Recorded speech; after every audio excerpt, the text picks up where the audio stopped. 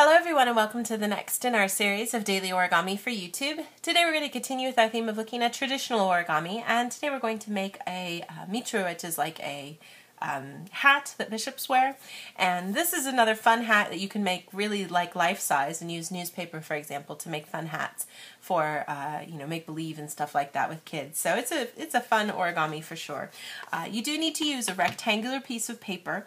I would say you don't want anything too narrow because the shape kind of looks a little funky. I'm going to be using paper that's actually 15 centimeters on one side and then just 2/3 of that on the other side, so 10 centimeters on the other.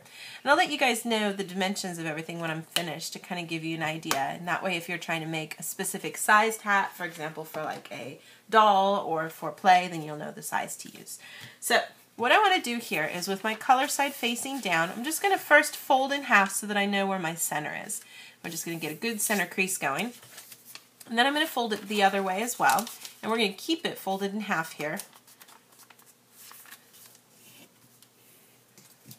Then I want to just take a little of that folded edge and fold it down. And you can kind of play around with how much of this you fold down. And as you make more of these, you'll get a feel for how this kind of changes the look and feel of your hat when you're done. But it's going to be kind of the center strip that you'll see in the middle once we get things going here. So just fold a little of that down. Flip everything over.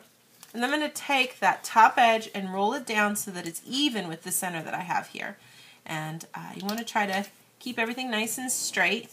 You don't want to have too much space down here. Now, if you happen to be using some paper that was a little narrow and you get to this point and you notice that down here you've got like a lot of excess paper, then you can go ahead and trim it up. But ideally, you should have about here, about the same width as what we kind of folded over.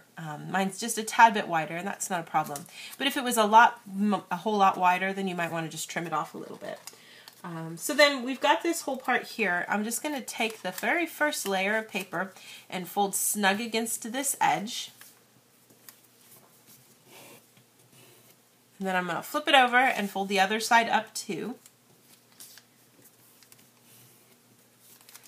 Then real quick, I'm just going to fold that part down for a second. And what I want to do is take this little excess that you see here and fold it snug against the edge. Keep that stuck behind, and then I'm going to do the same thing with this one here too. And what I actually want to do is pop that right in front so that it's resting right in front. This one too. Then when I turn it over and I put that part back up again, I can do the similar kind of thing here. I'm just going to go snug against those edges to get a crease started. And then this time, when I take this, I can then let it rest right in here, kind of matching up with that other creased edge. And that'll keep everything looking kind of nice and smooth.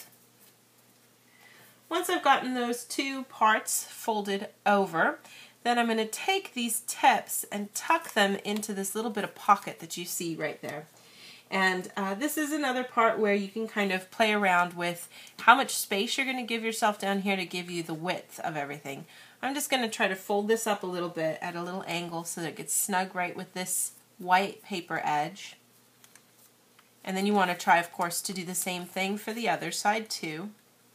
So try to get, a similar shape going, coming in at a similar angle. You can kind of play with that to see, that you get similar shapes here if you can, so that we get something like this.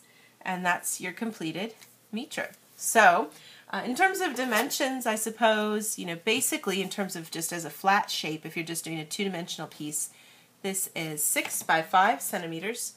So it's 6 centimeters wide and 5 centimeters tall. Now, the, of course, important thing if you're using this as a three-dimensional piece, you want to know how big the space will be for the head. And the opening for the head is 4 centimeters. So, of course, if you times that by 2, that's your diameter then. So you have 8 centimeters to work with for the head if you're using this for a particular project. So that is our finished project for today. Thank you so much for watching, and we'll see you next time.